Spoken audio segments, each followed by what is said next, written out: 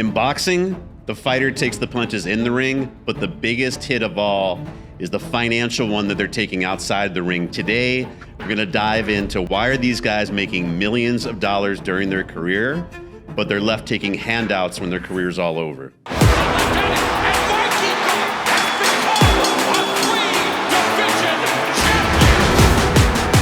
Mikey Garcia, professional retired boxer, 5 world championships in different divisions. And still undefeated, Mikey Garcia! What do you do outside of boxing when you're retired? See, Mikey was smart. He made millions outside of boxing. He invested his money into businesses, into projects. But before I was even world champion, I already owned 4 homes. Let's take advantage of what boxing offers right now to set up my future.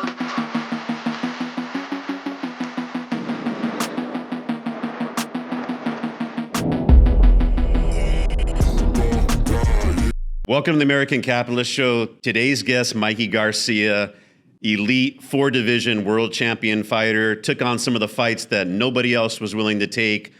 The biggest thing about Mikey, though, he didn't just win in the ring, he won outside of the ring. He's one of the few fighters that left the ring, has the same lifestyle he had when he was fighting. And not only that, Mikey is one of the few people who cares about the young guys that are getting in the ring today. He helps mentor those guys and make sure that they're not one of these people that you hear the stories about going broke, looking for handouts. And today, I'm excited to not only talk about Mikey and his story, but I want to talk about some of the tragedy that's going on with boxing. We hear about all these stories of Mike Tyson made $400 million.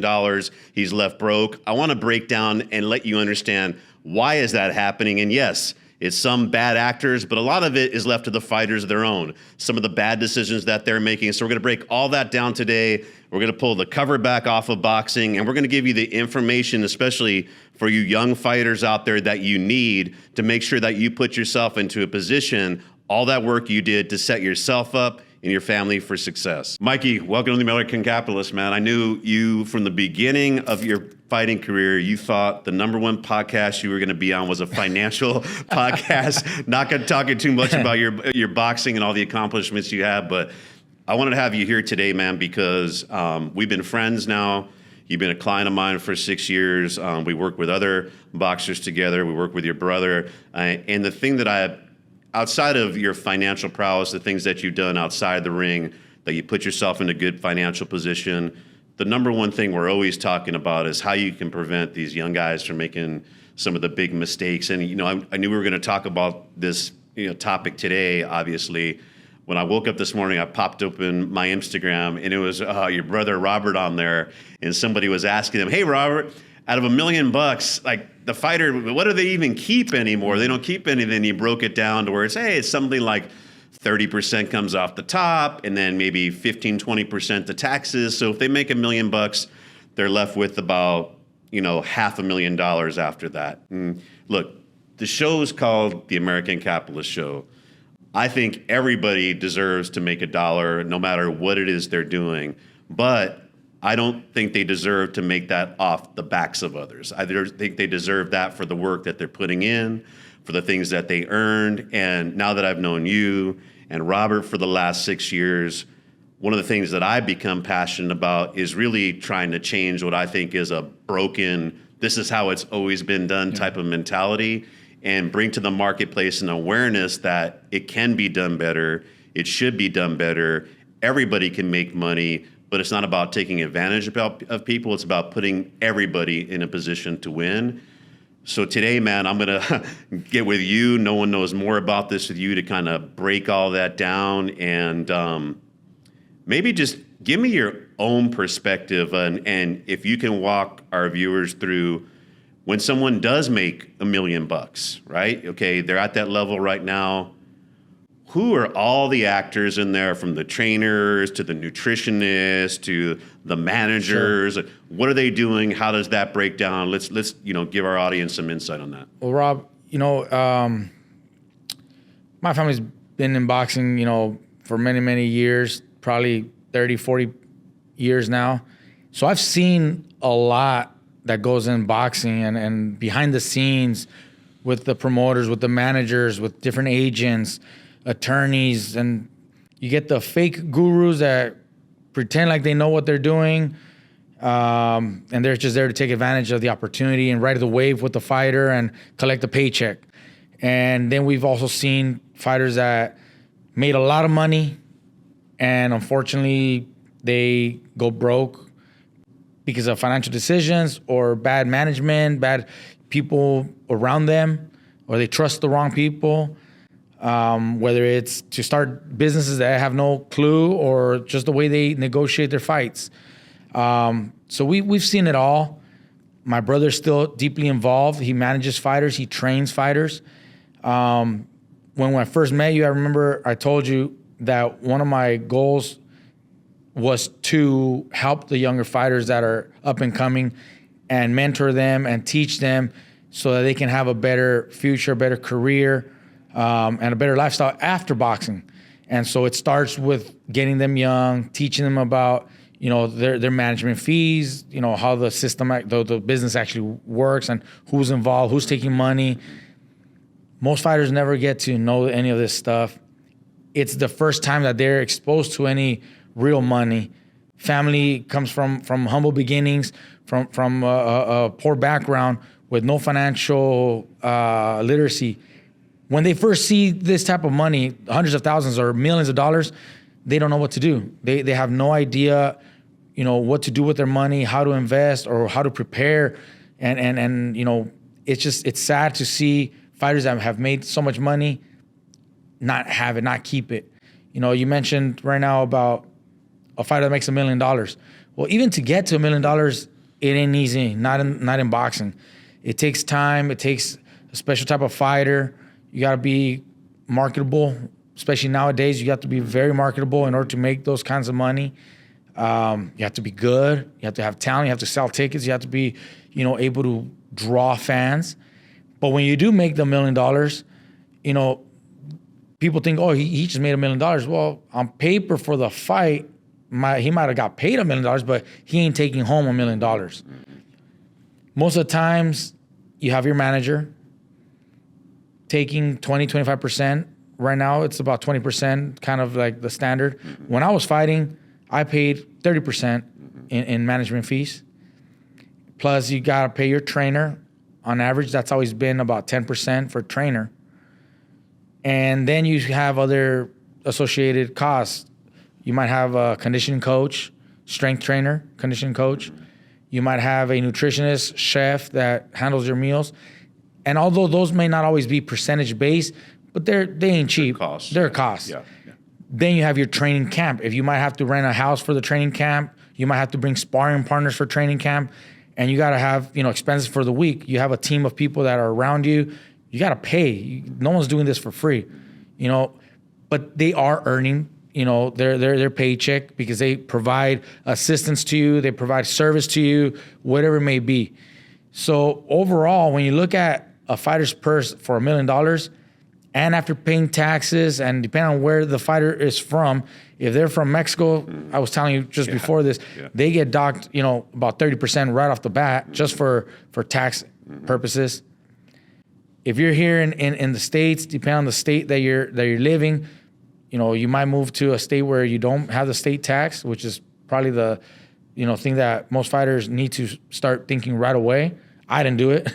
I was telling you, I didn't do that. I stayed in California. So that means I still got to pay state tax and federal tax, right? Which is 14% California, almost 40%. You got a 54% tax. So out of $1 million, yeah. I mean, once you deduct management, training, costs, let's just say you're doing about 40% off the top, you're left with $600,000. That $600,000 gets hit with taxes, and if the taxes on that is, another 40% or so, you could be anywhere from $350,000 to $400,000. Take home. Yeah, take home off $1 million. But the fighter gets a check for $600,000 that night. After he pays his management and trainer, he has a check for $600,000 or $700,000. He thinks all that is his. Yeah. So what do they do? They go spend that money, not thinking that at the end of the year or early next year, you're gonna pay taxes on that money, and they run into trouble. A lot of times that's how they accumulate tax debt, because they forgot to put money aside for taxes. And that happens all the time. A lot of fighters run into these sort of problems. And that's where I want to kind of come in and teach. And that's why a lot of these guys at the gym right now, they come to me, they ask me for advice, and I gladly, give them advice. I point them in your direction. I tell them, hey, follow my guy Rob, because this is the kind of lessons you need to hear. These are the lessons that will help you in the future. And they come to me, and I show them what it is. I did manage a few fighters, including some of the friends that you've met. Yeah. And when I was there, I mean, I was entitled to a percentage of their purse. Sure. But I never even took the percentage. Yeah. One case I did take a smaller percentage just because he said, hey, I gotta pay you. I gotta, you've been helping me for free. I'm like, yeah, all right, I'll take this much. Keep the rest for taxes. Yeah. Again, you gotta earn it. Right. And if I felt that what I was doing really wasn't enough to earn that percentage, that 20%, why would I take it, Yeah. I took a way smaller fee than I was entitled to. Right. But because I felt right doing that. Yeah. Yeah. Some of these kids, they sign contracts, promoter contracts or management contracts with guys that might not have the best experience, the best track record, but they got to their ear first and they agree on a contract. Does that guy really, has he earned it? Mm-hmm. Is he really fighting for it? Is he really doing his job as a manager to earn his percentage? Or is he just accepting whatever the promoter is giving him and claiming that he earned his percentage? So those are the things that I need to be able to tell the fighters and be aware. And that's where my brother Robert also comes in. Mm-hmm. He has several fighters that he manages and that he trains, and they've started since day one. And they've had the most success because they have the right mindset, the right goals together. My brother, being a trainer and manager, is able to guide his fighter through the best path, the best road to be the most successful. Whereas sometimes you have a manager that his goal and his first agenda is to make money in his pocket. So when the promoter offers 3 or 4 fights as possible opponents, first thing that manager asks is, let me see the purses. What are the differences in purse? And the one with the highest purse, that's the one he's going to go after. Because he's getting a percentage. Because he gets a percentage off the purse. I think I'm pretty good at math. 20% of 2 million is better than 20% of $1 million, even if that's not the right fight for the fighter, right? Whereas when I was managing some of these fighters, I didn't go for the highest purse. Yeah. I wanted to see down the road, okay, which fight right now will be the best fight for my fighter, the most winnable fight that can still position him in a place to challenge for a much bigger fight, 6 months from now. Yeah, yeah. That can probably give him a much better chance of winning and also a better purse. Yeah. And I did maneuver, the fighters that I was managing like that. I saw the bigger picture down the road. Yeah. Not the immediate, You're investing in the long term. I'm investing in the long term. Right.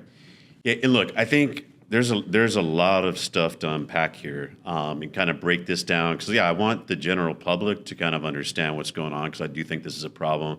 Most importantly, I want these young fighters to hear what's going on. And I think to really understand this, you have to look at it through a lot of different lenses. You have to look at it from a pure fight perspective and understanding who is this fighter and what is he capable of.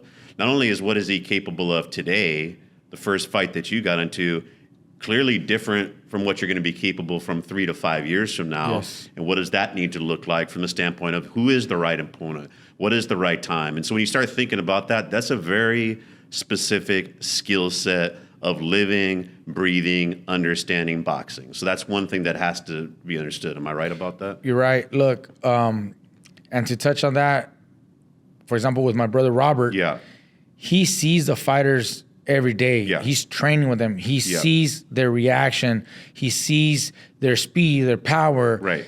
And he sees, whether it's a decline over fights or years. So he's also able to pick the right opponents for that fighter at that specific time. And also looking beyond boxing, where are they going to be after boxing? Yeah. How far along is retirement? Yeah. Yeah. So that when we do reach retirement, he's in the best shape possible, physically healthy, versus, he might have made an extra bag of money, but he was a punching bag.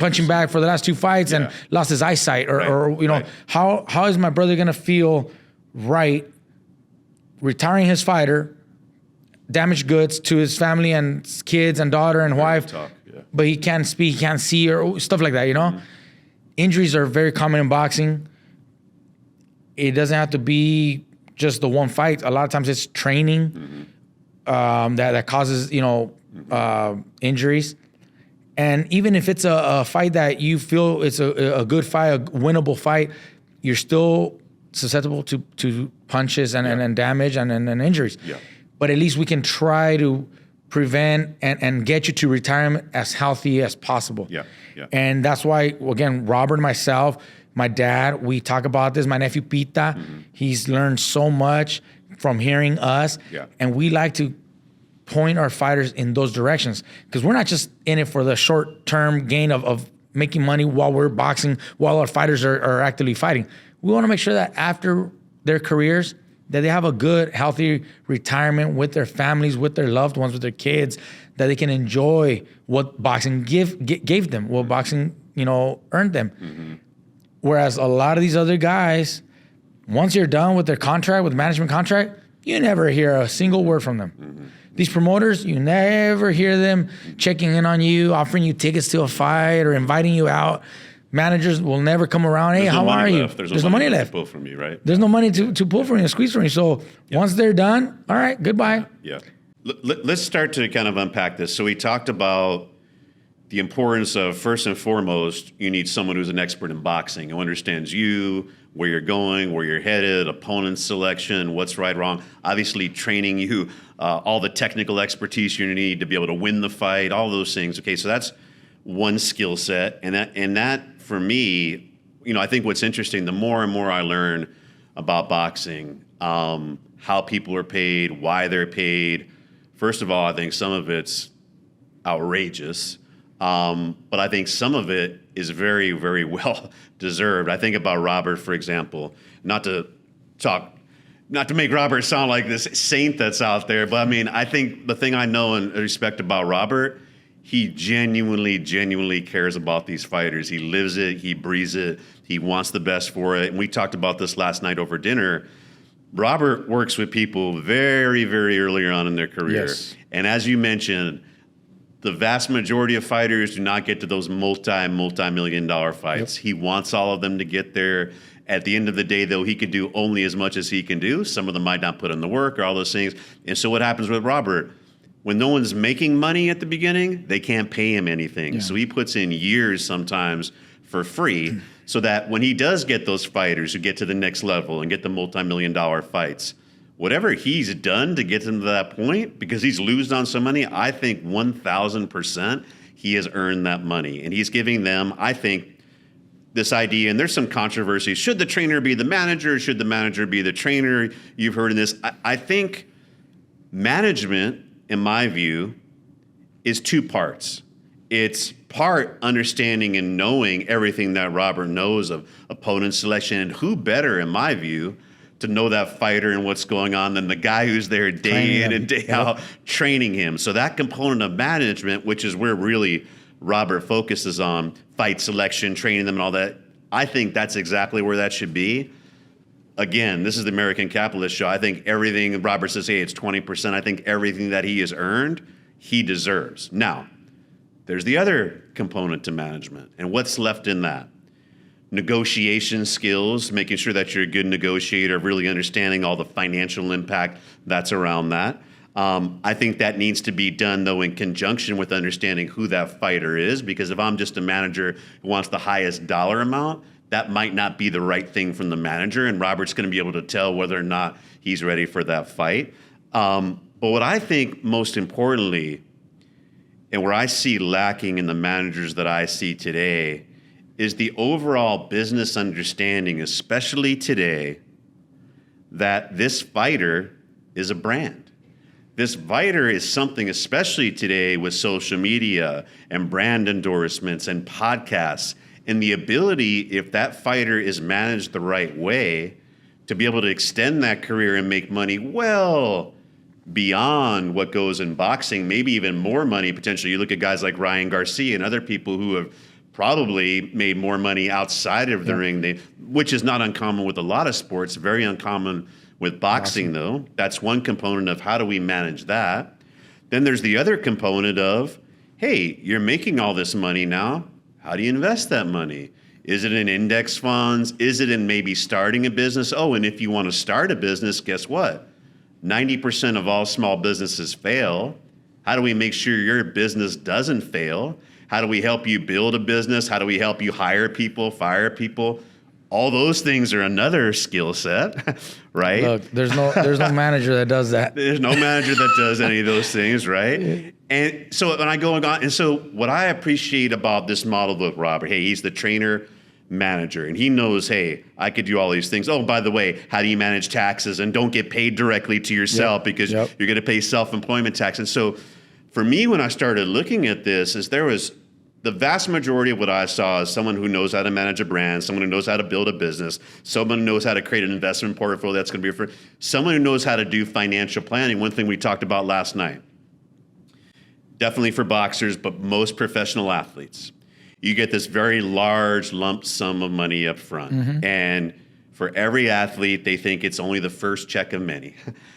We don't know, though, how many checks are coming. And what happens is when that $1 million comes in, or $2 million, or even $500,000, or $3 million, they see the money come in, and they think, hey, I've got $1 million.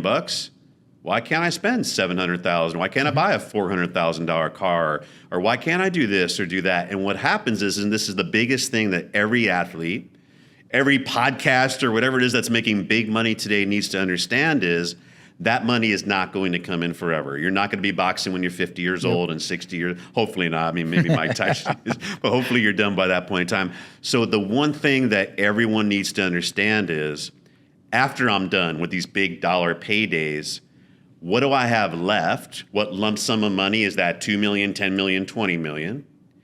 From that 20 million or 10 million or 2 million, how much does that provide me in passive income so that I cannot live? That number, what I work with my people is from day one, before you even step in the ring, figuring out what that is. Because when that check comes in, like you said, dude, that's not all yours. Forget what the manager take. Okay, you got $500,000, but you got to pay taxes on that. You've got to live off of that. You got to put away some because in 10 years your career might be over. What is that balance? It's not a random guess. It's a very specific number of what that is, and then you've got to be able to protect that from taxes and those impacts, which are structures that need to be set up before you step in the ring. Because as little as how you getting paid directly to your name is not the best way to do it to minimize taxes. All those things need to be thought out. And then what you need to figure out is, okay, if I have, for example, $4 million left at the end, a rule of thumb that boxers should be thinking is it's about 5% that provides after taxes that you can live off, which means you're ultimately building a sustainable lifestyle. And this could always go up as you do better, of about $200,000 a year. So even though you made $1 million or $2 or $3 million, your housing, your food, all that needs to be built off of $200,000. When you don't do that and you don't understand that, what you then do is you build a lifestyle that, yes, you can afford as long as those $2 million checks are coming in. But when it goes off, you when can't. Those don't come in no more, that's when you run into the life problems. is over, right? And then now are you not only boxing, all of a sudden everyone that was there in your corner is gone. They're not there no more. You're left alone, and you got to now start selling your shit. Look, we've seen it. Like I told you, we've been in boxing. Family has been in boxing for 40 plus years now, and I've seen it, through other fighters that we've had at the gym, where the fighters make a lot of money, but just like you mentioned right now, as they're making the money, they're also spending it, living a lavish lifestyle, because they did make the millions of dollars, and they do go spend that money on the cars, on the jewelry, on travel, on all these big mansions and everything. But then once they retire and that money ain't coming in anymore, those $1 million checks ain't coming in anymore, then they have to now sell this, sell that, and kind of like downgrade the lifestyle and live a little more modest because those chicks are not there no more. Where they should have done is just like you said, you know, invest that money, put that money away, live off of a, you know, 5 or 10% of your actual income, so that you can continue that lifestyle for the rest of your life. And so just to bring back, like when I was fighting, I did make good money, but I never showed, no one ever could tell that I was making that kind of money because I wasn't living that lifestyle. Right.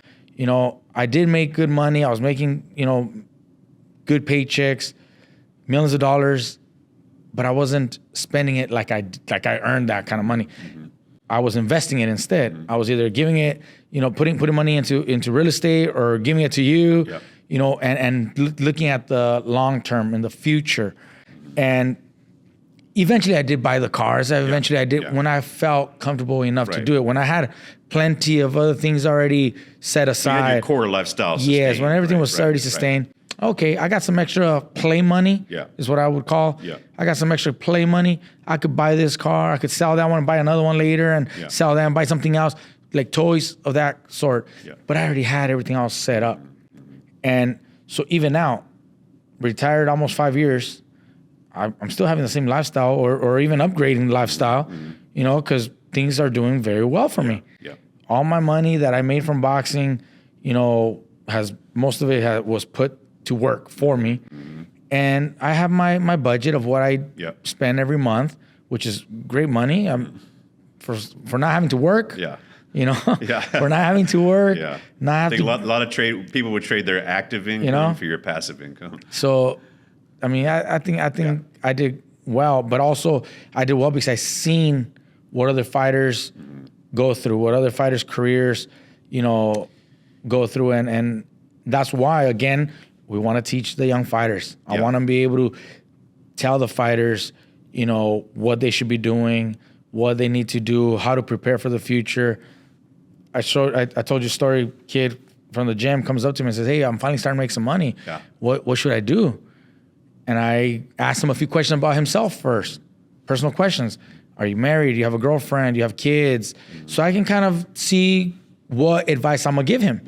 You know, because the advice that I can give someone that's married with kids, you know, will be different than someone that's completely single. Right, of course. You know, there's different priorities.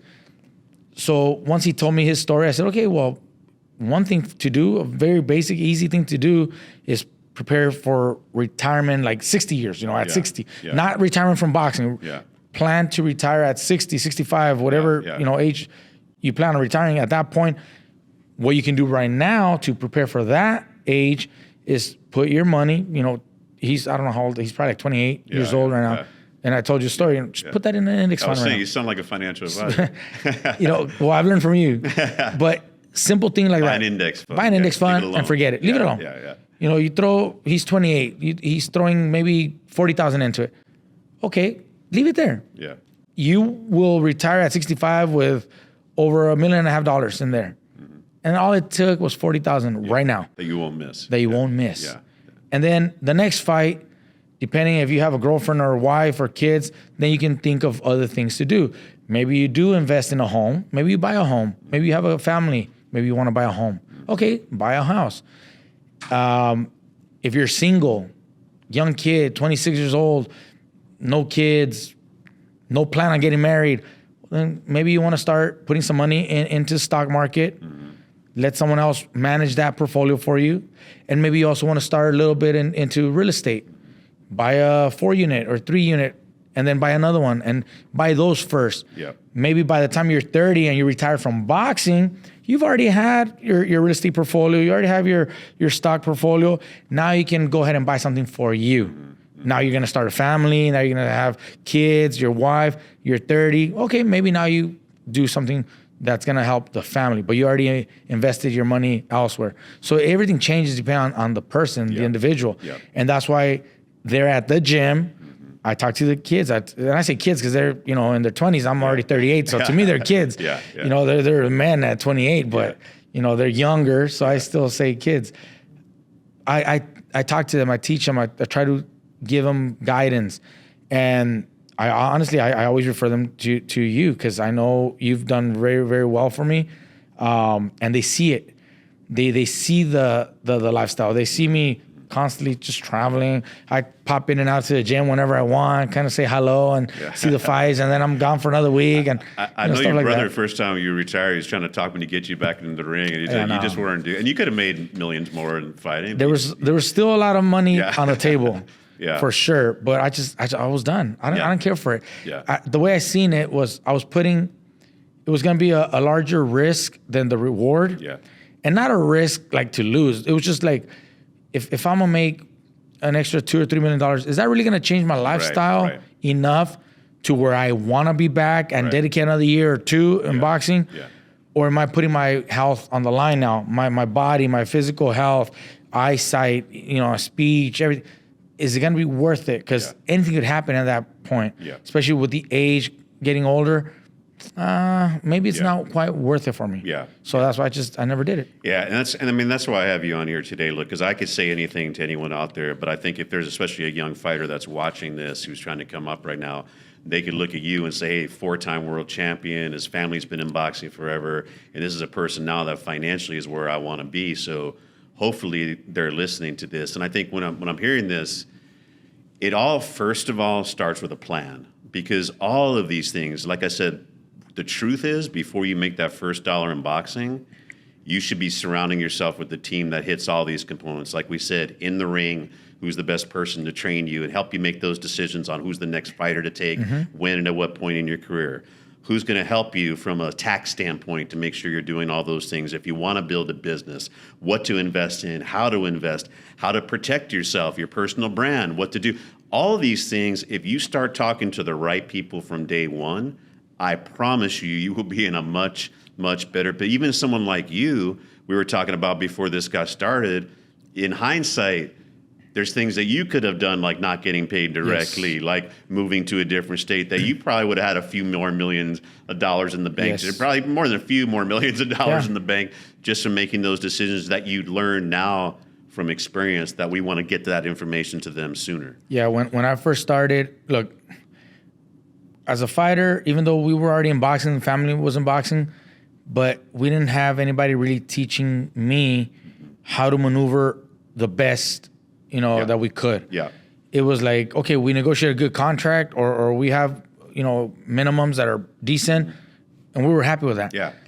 But I didn't have anybody really explain to me the benefits of, say, moving out of state while I'm actively fighting. I would have saved myself the extra tax, 14% per California tax. And that could always come in train in California. But my resident would have been, say, Nevada, Texas, whatever, Tennessee, whatever. Over the course of my career, that definitely would have been, a few $1 million that could have put away and helped even more. When I was, my first professional fight, June 2006. I turned pro. 2006. I made, I think, $900. You think I was planning to move out of state for a tax break of $900 purse? And then my fights were $2,500. 4-round fights were $2,500. My brother and my dad weren't even charging me for training and management because, come on, $2,500 for a kid. So I fought. The first contract were cheap contracts like that. So you don't think about these things. In the future, contract, yes, the minimums were better, but even then, I didn't think it was gonna make a big difference. I started making better money in 2011, and I say better money because that was my first $100,000 paycheck. March of 2011. I made my first HBO appearance. That was $95,000. So to me, that's good money. That was big money. Previous fight was $25,000. Fight before that was $12,500. So $12,500, $25,000 to $95,000. And so now I'm making pretty good money. And I fought 3 times that year for similar purses, 95, 100, and I think 100 or 105, 3 times that year, 2011. So now I'm like, okay, I'm making good money.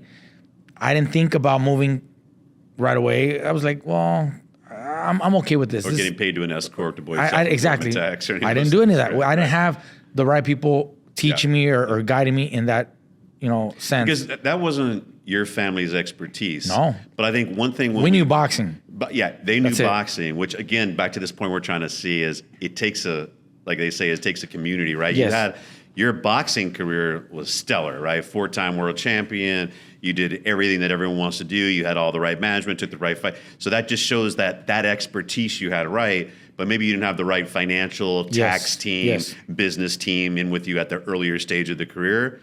You've got that later on down the line. Yes. But also what I love about you, and I think every boxer needs to, is you realize that idea of nobody cares more about your money than you did. Yep. So even early on, you were learning and reading and asking questions Yes. and investing and understanding and learning these things. And I think a lot of boxers say, I'm just going to focus on boxing. You can't Look, do that. I was 2011. I had those 3 fights on HBO, and I was 22 years old. Yeah.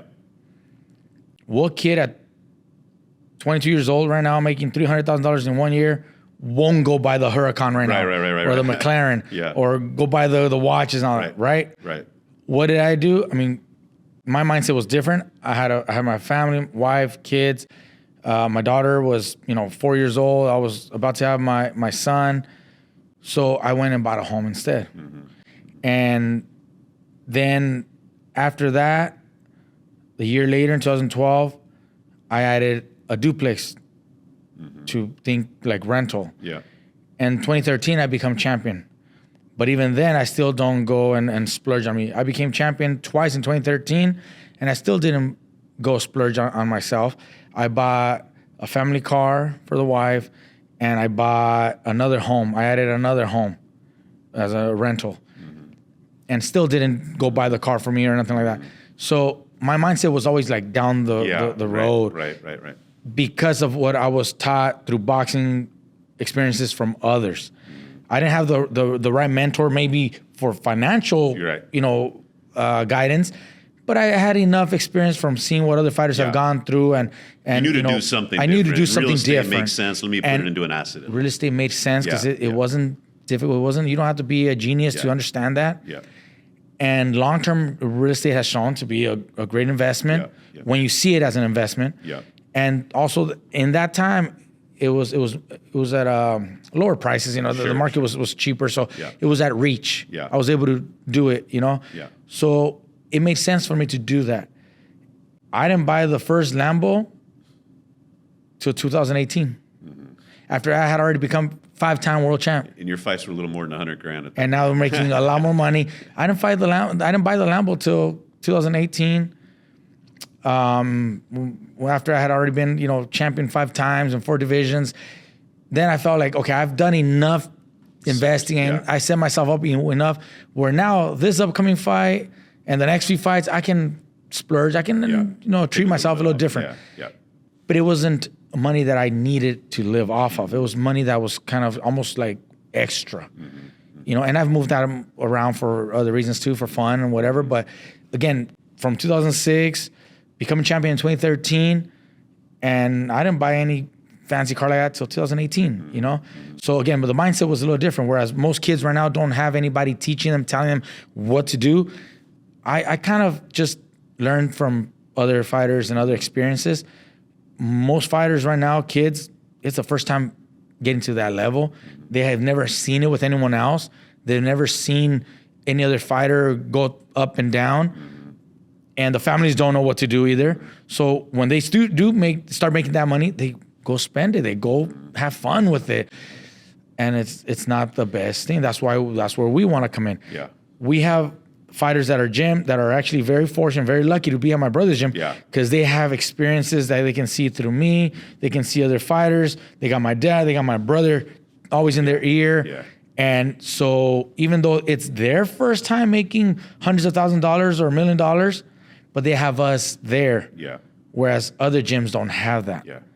So they're in a different position, and hopefully more of these fighters in our gym pick up and actually apply what we're teaching them and apply what we're telling them to do, so they can be better off, after boxing. Because life is much longer than retiring at 30. Yeah. And although not everybody's gonna be making the millions of dollars, but whatever they do make, if they can put something aside, again, it doesn't take a whole lot.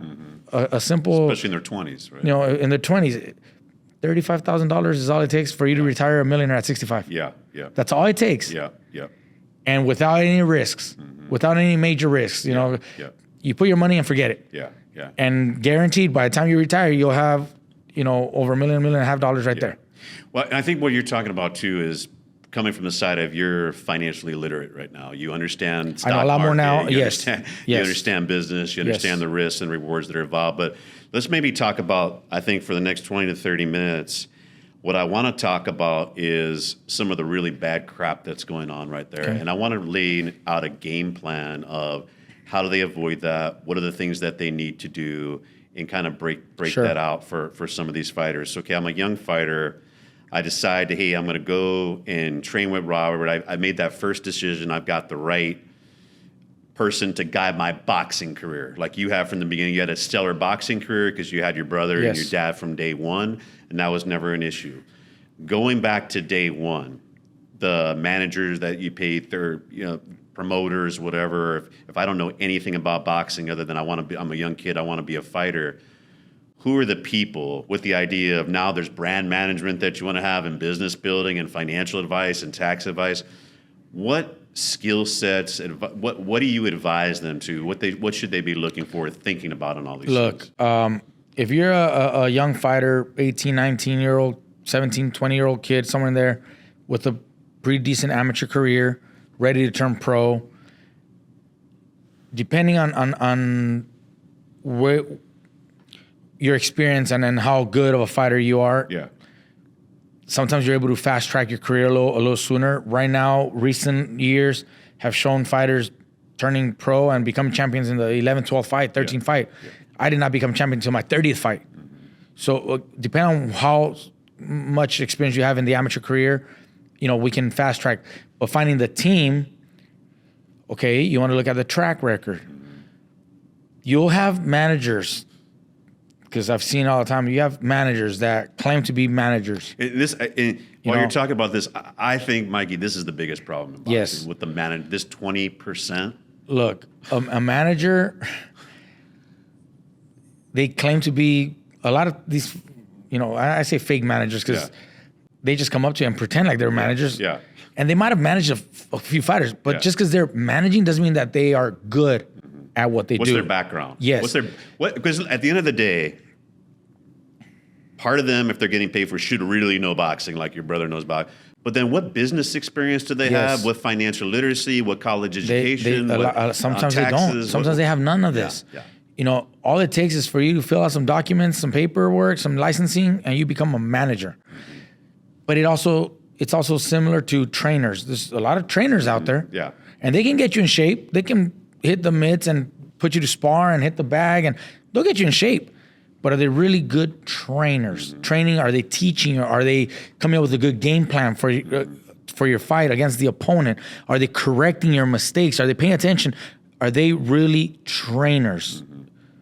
Professors training you to correct your boxing and make the best, make you the best skilled fighter that you have. Same thing with the managers. Like I said, there's managers. They have fighters, but are they good at what they do? What's their track record? Now, not saying that they're all bad. Some have had good success with some fighters. Not everybody's going to make it, so can't say that everybody's a world champion. But, have they done the best for that fighter? Have they taken that fighter to the best of his abilities? Even if he's not a world champion, but did he get him? Did he take him to those opportunities? Did he give him, make him, those opportunities? I had managed a couple fighters, and I think I did a really good job by pushing them and putting them in the right direction and getting the right fights for the fighters. If I'm gonna be honest, I could technically claim that I managed and got 2 world champions under my management career. Yeah. Short, but I got 2 fighters to fight for the world title and become world champions. I had a third one fight for a world title, came short. Great, tough fight, close fight. But with my management career That's a lot more than a lot That's of a lot more than a lot of other managers out there. My point, you know. Yeah. So and you don't call yourself a manager. And I don't call myself a manager. Yeah, but I was able to do the best for those fighters. Yeah. Get them the best purses and the best opportunities. Guys over here, have they done any of that? Have they put their fighters in the best possible position to get the best fight or the best purse or the best, fight available or a title fight? You got to look at that because anybody can call themselves a manager, right? And when you do find the manager, then you start talking about the fees, negotiating your purse, your what's your duty?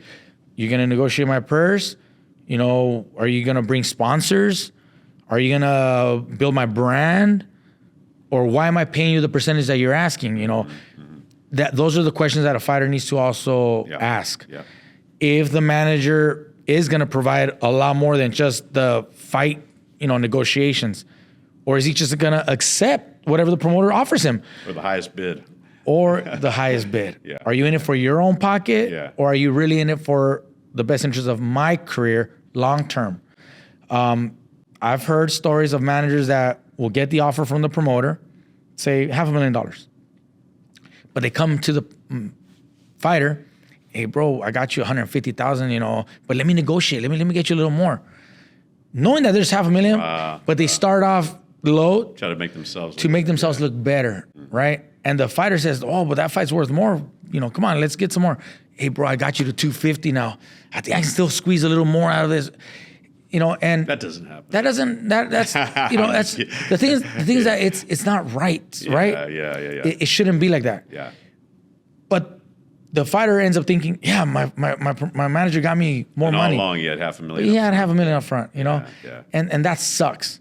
So again, that's where you need to find the right manager. Well, how do you look at the track record, and maybe even speak to some of the fighters that worked with that manager to see how their relationship was.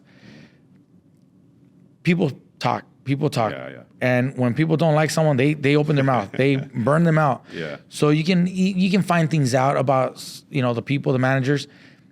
There's some good managers that do try. Sometimes they're not able to get the best fighters because the fighter's not maybe that skilled and they can't get the best fights for them or whatever. But they're good managers. Yeah. But then you do run into the fake ones out there because they pretend like they're fighting for you when they're really not doing much. Yeah. But yet they're going to try to charge the percentage, 20, 25%. When I was first, fighting, I had to pay up to 30%. Now standard is kind of more in the 20 because people started lowering their percentages. People got smarter. Yeah. And fighters get smarter too. Fighters end up firing their manager after their contract ends because they notice, dude, this guy ain't doing much for me. Yep. Why would I pay him 20% when I can just do it directly with the trainer and my promoter and save myself that money? If they negotiate 5% less, they're still 15%. Exactly. It, right? So fighters end up, breaking away from managers later in big fights. But there are good ones. But even the good ones that are in boxing, I can pretty confident say that none of them focus on anything outside where it's like brand or sponsorships or even like financial advice, tax preparation. None of that. If you want to open up a business, you're on your own. You want to invest money, you're on your own. No one's giving you the advice that you should, be receiving to do a business, to open up something. Yeah. If you're really excited about something after boxing, but you're trying to prepare for that, the manager ain't the one giving you that advice. You're on your own. Once you retire, the manager walks away and you probably never hear from him because that's just typically the way it is. Yeah. And that's why, again, with us, we have a good relationship. My brother with all of our fighters, even the ones that are no longer with us actively, we still keep in touch. We're still friends. If they need any advice, they still reach out. If we need anything, we're still there because we've built a good relationship, a good bond. It's more like a family. And I want to see everybody succeed.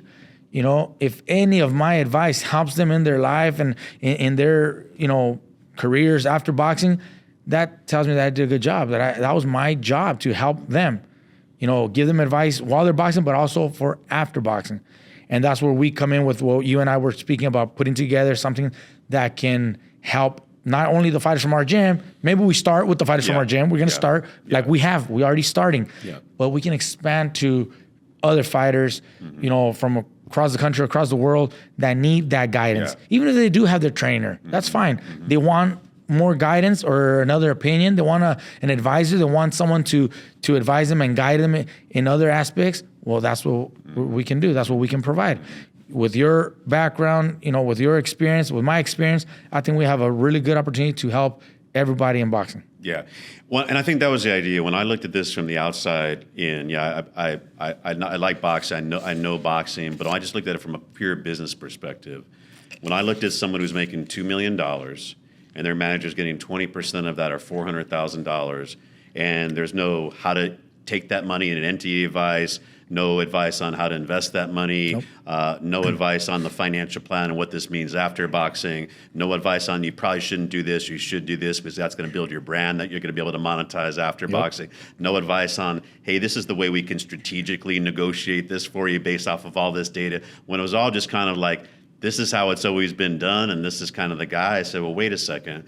First of all, how you pay somebody and how they're incentivized is super important, meaning, okay, to your point, if I know I'm a manager and I get 20% and someone's going to give you a $4 million fight or a $3 million fight versus a $2 million fight, I'm incentivized to get that higher amount of money. Where it might be, hey, that's not the right fight now because if we take these 2 or 3 smaller fights, it might be an $8 million fight 2 to 3 years from now. So if I'm incentivized off of only getting you the biggest fight, that's not. And so what I think it needs to be, again, is finding that manager trainer who knows the boxing. That guy should get a percentage because he's going to be making nothing and he's going to be in there from the middle. But I think all the business advice, endorsement advice, all of the tax advice, asset management advice, what you need to do behaviorally to keep yourself in the game long run, all that should be separate. I think that should be a flat fee. Yes. So for me, the way I look at it is our company, this isn't to sell myself. I'm just telling them the information anywhere you guys go. All of that advice, it doesn't matter if you're a boxer, football player, like a lot of our clients, entrepreneur, doctor, lawyer, it should all be paid the same way, right? You have to pay for it, but it shouldn't matter whether your next fight is 10 million. Yeah. Or $1 million. The service that you're providing is the same for every other career. And I'm not taking that risk like Robert is from day one of not getting paid. Yeah. I'm not taking that risk of going for a long period of time and that payday may never come and goes to the next person. I'm not in there day to day with you. My brother has trained fighters that never make it to large amounts of money. Right. But he's training them every day. He's flying out to their fights. Yeah. He's taking them to Mexico. He's taking them to Texas or wherever these fights are at. Yeah. And he's not getting paid. Yep. He's hoping that one day he makes a big purse. But it's hope. So, but hope's not a guarantee. And it's not a guarantee. Yeah. And a lot of times they don't get to those purses. So when my brother has put in all this time and years into it, he's entitled to a percentage when that fight happens. If it happens, right. If it happens. So there's risk on both parts, but on the other side with the manager, right? That's what I'm saying. What are you providing for the risk you're taking? And I'm just here to say, I think for the vast majority of them, it's nothing. And that's what I appreciate about Robert is he say, hey, I'm going to focus on this part of management, but all these other parts are just as important and long-term more important. Let's bring in a team. Let's go and talk to those people. But how those services should be paid for, I think it should be. Yeah, the services outside of that fight contract or whatever, like you have a flat, across the board fees, no matter if you're a boxer, an attorney, or doctor, like you said, those are same services. Mm-hmm. If the fighter's making $1 million or $10 million, your services are still going to be, across the board. My brother has taken some of these fighters that were not bad fighters. They're good fighters, but they were not promoted by any big company. Yeah. So he's he's training them, taking them to fights, sometimes paying for the opponents so that his fighter gets a fight out of his own pocket. Yeah. That happens often. Paying for them to travel. All that.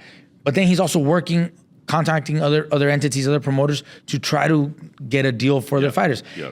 And recently he's had some success outside of the traditional boxing promoters where he's putting some of his fighters on another network, on another platform.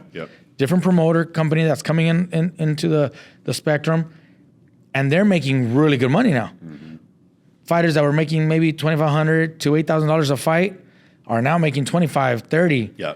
And if they win, now they're making even more. Yeah. So some of these fighters, you know, are so happy and are finally seeing some money. Mm-hmm. And it's because Robert was constantly going back and forth with a new promoter, mm-hmm. you know, trying to negotiate a good contract for these fighters. And now the fighter is actually happy to make some good money where he was never going to see that. So does my brother earn his percentage? Yeah, he puts in the time training them, plus he's risk, right? putting in the time to negotiate that new contract, where all the other promoters had already kind of like passed on these fighters. Because my brother pitches them to multiple promoters, you know, and they pass on them. Okay, not for you. Okay, next guy. And but now we got a new guy that's playing ball and he's willing to pay. Mm-hmm. So my brother gets him a good contract. So yeah, he's entitled to his percentage. Mm-hmm. But to the point of, you know, other fighters, other promoters, other managers, are they really entitled? I mean, you got to be very careful. Mm-hmm. You got to be very careful as a young fighter who you sign with. You know, look at the track record, look at who they have trained or managed. Mm-hmm. What have they done for the fighter, so that you have a good trust or good relationship, and so that you don't have any questions regarding, you know, is it really worth it? Am I really paying for? Am I getting what I'm paying for? You know, right. I think young fighters need to pay more attention, and a lot of this information, it's out there sort of, but it's also a lot of misinformation out there. Right. You get stories. We were talking about stories from fighters that talk bad about, oh, my manager, they just fucking robbed me. The promoter robbed me. And, you know, without mentioning names, but it happens. Yeah, of course. You know, and so a lot of families have this misconception right away that, oh, a manager, bad. Yeah, right. I got to be the one there, the dad, the brother, the sister, the mom. I got to be there. I got to be watching. What do you know about boxing? Well, what do you know? Yeah, you know, I mean, sometimes it's good. It's the best interest. Yeah, they love the their interest son, there, right? But are they qualified? Exactly. Right. It's like I was talking about investing. You know, as soon as you start making money, you got all the family members and friends. Hey, open up this restaurant. Open up this shop. Let's open up here. What do they know about it? You know, are you qualified? Well, maybe not so qualified. So maybe we don't do anything like that. Yeah. You know, go in it with the people that do know. Yeah. And maybe go in it with them. Or talk to someone that has done it and ask questions instead of just right away, well, here's the money, let's go. Same thing with the boxing, you know, the intention is right when you have the uncle, the brother, the dad trying to be there as a co-manager so they can see what's going on. The intention is right, but you also have to know what you're doing. Yeah. Or if you do have a good manager, then trust your manager. If you do have a good promoter, a good manager, a good team, good trainer, trust them. We've had some fighters that came to our gym years ago. The dad said, Robert, I have full trust in you. Here's my boys. You're in charge. I do not want to get involved. Mm-hmm. Well, my brother keeps him around, you know, that's the dad. Mm-hmm. But the dad says, Robert, you make decisions. And the kids, Robert, whatever you say. They trust Robert so much, they've had the most success. Mm-hmm. Mm-hmm. I don't have to tell you who they are, but you know who they are. They've had the most success out of the group of fighters that came around the same time. Micromanaged and second guessed. But all the other guys had the uncle, the dad, or the mom, or the cousin, or whoever, you know, always in their ear, always, you know, like you said, micromanaging. And they haven't had the same success that these two have. Because they trusted Robert. Robert has been nothing but great to them. They're doing great numbers. One of them is the best, you know, ever, and world, right? I mean, making great numbers in purses, numbers that had never been heard of, especially in that division. Right? Exactly. So, when you have the right team and you trust them, you can go long ways. But once you start doubting and putting all these other thoughts, it's just not. It's not good. Yeah. You know.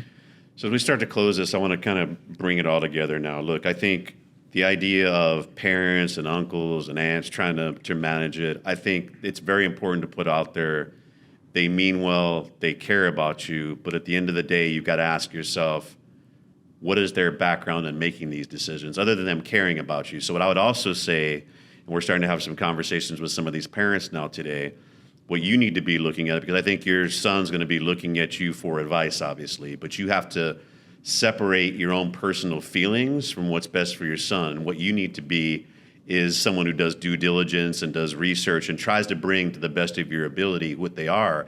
And I think these parents who we really should be talking to out there need to know what they're looking for. And I think the first part is they need to look for who is that right trainer, who is that boxing person. Yes. That's going to give them that skill set. And I might be biased, but I'm going to say Robert lives, breathes that. He has that track record. He's shown time and time he is again. But then you need to look also is who is the rest of the team, right? And are they qualified to help with taxes and to help with planning and to help when they're ready to build a business and to help with their personal brand? Because those decisions might be the longer term, more important impact that are out there. And then also, how are they being compensated? And is there there's always going to be a conflict of interest, right? But is that being limited, right? So if I charge a client a flat fee where it doesn't matter if you make $1 million or $10 million, why would I care if it's 10 million or $1 million? What I care about is the longevity. And that the way maybe I'm compensated is you build more businesses and you do more. So we're in alignment, right? To where if it's someone who just needs you to get a big fight, probably doesn't make the most sense. But you then need to ask the question of, if it's someone who negotiate, where did you learn to negotiate? What's your business background? What type of analytics? And okay, if it's real estate, how do you analyze real estate? And what does that look like? And so I think you need to look at all these things, and it's probably like Robert realized, hey, I'm a great manager, I'm a great trainer on these things, but I'm probably not going to give you advice, but I'll bring a team around you to where you can do that due diligence to see are these the people. And I think just the sooner that people realize, look, there's a lot of scam artists out there right now, but there also are a lot of people who care, who have a track record, are willing to put the right thing. And at some point, you do have to take a risk. It's going to be a risk, but if you do the work, you can minimize that risk. If you do the homework on the people that you're going to work with, look at the track record, you will be able to minimize that risk. Any investment, there's a bit of a risk, but you try to minimize that. There's a few investment opportunities out there that sound, great, too good to be true. Maybe stay away from those. Usually is. So maybe stay away from that. But there's other ones that are very safe. Ways to keep your money, let your money work for you, even if it's a smaller, gain. But long term, it makes a difference. And we're talking about, parents. Hispanic communities were always very skeptical about allowing bankers and financial advisors, manage your money. Oh no, they're going to rob you. All they do is rob you. Especially because they hear the stories. They hear the stories of other fighters, from Mexico or from here that have stories like that about their managers, about the promoters, Chavez, and so they have that in their head. No, we can't trust them. You can't trust them. Well, if you find the right people, again, doing your homework, the right trainers, starting with the right trainer, like a boxing career, right trainer, not just Robert. There's other great trainers out there, and then a good manager. There's other good managers out there too.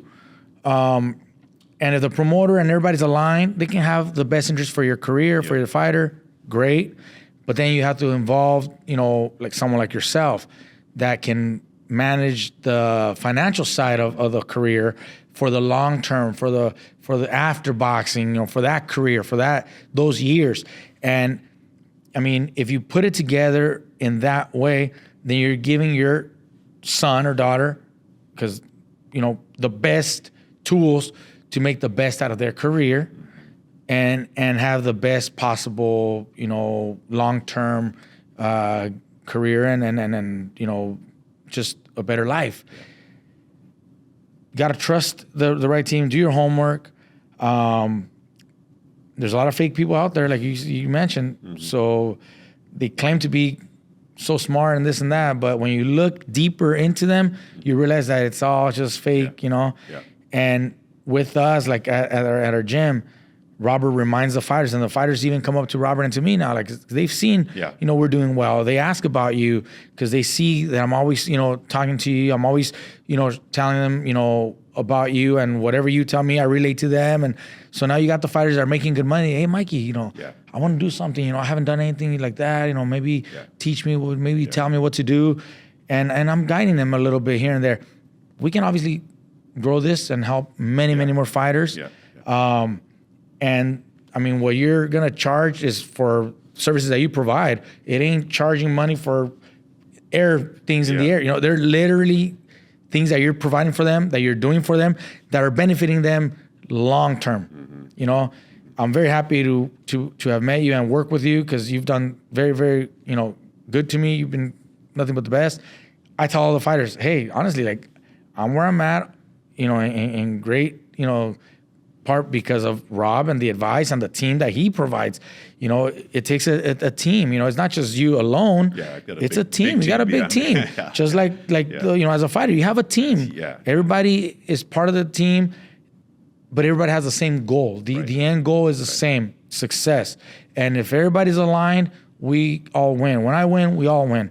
You know, and that's why I'm very happy to have always worked with you. I tell all the fighters about you, and we're still working together. I'm still gonna keep doing this. I was telling you, we're with my friends, and we're anywhere we go, travel or whatever we do, they always shout out to Rob. Shout out to Rob.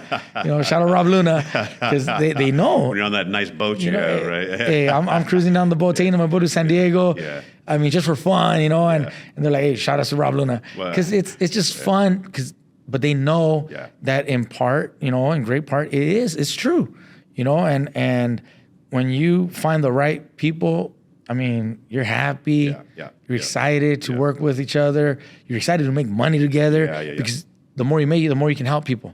Well, it's about relationships, and it's about the right people, and it's about, I think what I appreciate you, and I was talking about this yesterday, the thing I value most in my career. I was a financial advisor, registered investment advisor since 1998.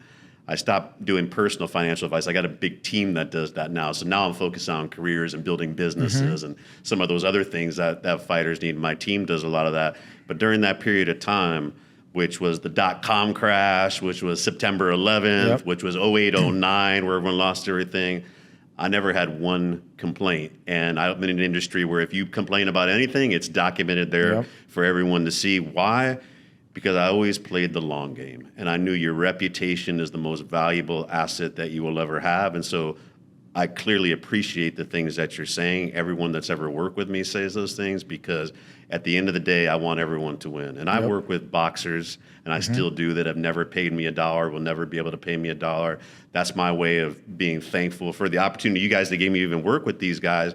But more importantly, what's number one to me is God, and God has put this opportunity in my hands. And so the one thing I'll say in starting to now work with these and having conversations, it hurt, because I know, like, people, and they should be very doubtful for me or anyone else. But what I would say is, any of that doubt that you have about anyone out there, make sure it's confirmed. And you should be, and I'm skeptical. Every investment I look at, I think about, this thing might be wrong. I try to poke holes in it. And then only if I can't will I give it a try.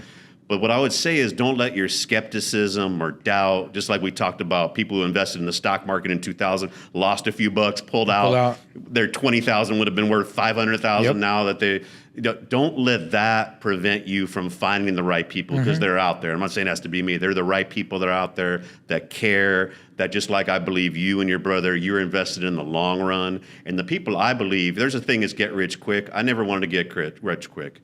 Let's got to maybe get rich slow, but let's stay wealthy forever. And I think that's what these boxers should think about. And I think now more than ever, whether it's Zuffa or all these people that are coming in, what does that mean? It's more competition. And the more competition that gets into there, that's just going to create a better environment and more opportunity for these fighters. And so, look, I thank you, and I always appreciate Robert, what they're doing. I hope this helps some of these young fighters out there, to give them some background and knowledge of, hey, there is some other things out there. Ask questions, do your research. But thanks, man. I appreciate you coming on. And for you young guys out there, look, talk to Robert. Like he said, there's other good people out there. Do your research. There's ChatGPT, there's Claude, there's more and more information out there. Push back, ask questions, and if they don't want to answer your questions, if they don't want to be transparent with you, those are the times that you want to walk away. So thanks for this episode of the American Capitalist Show. Get out there, win, do things big, push the boundaries. We'll see you guys on the next episode.